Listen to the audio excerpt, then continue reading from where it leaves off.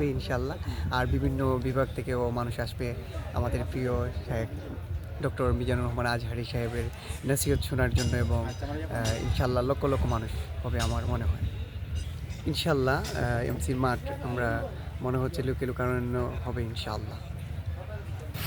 আগামী 9, 10, 11 তারিখ সিলেট এমসির মাঠে তাফসিরুল কুরআন মাহফিল। সেই তাফসিরুল কুরআন মাহফিলকে কেন্দ্র করে ব্যাপক প্রস্তুতি গ্রহণ করা হচ্ছে।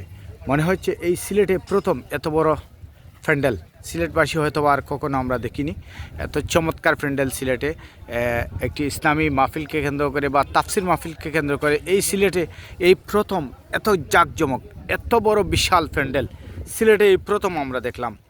অর্থাৎ মিজানুর রহমান আজহারি হুজুর আসছেন সিলেটের এমসির মাঠে, আর তাই এমসির মাঠকে এত সুন্দরভাবে চমৎকারভাবে ধারণ করা হয়েছে। এত বড় বিশাল প্যান্ডেল আমরা এই সিলেটের প্রথম দেখলাম।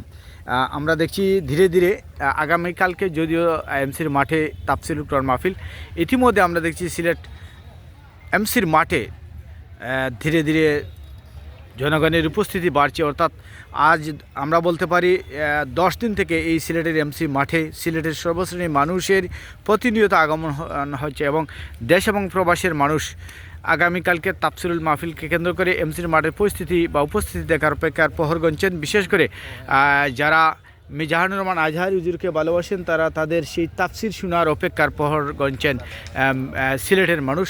অর্থাৎ এমসির মাঠে তাফসিরুল কুরআন মাহফিলকে কেন্দ্র করে এত বড় মাহফিল এই প্রথম আমরা সিলেটে দেখলাম। এত সুন্দর জাঁকজমকপূর্ণ একটি তাফসির মাহফিলের প্যান্ডেল করা হয়েছে। আমরা কর্তৃপক্ষকে ধন্যবাদ জানাচ্ছি, কৃতজ্ঞতা প্রকাশ করছি। অবশ্যই আপনারা 9, 10, 11 তারিখ তাফসিরুল কুরআন মাহফিলে উপস্থিত থাকবেন।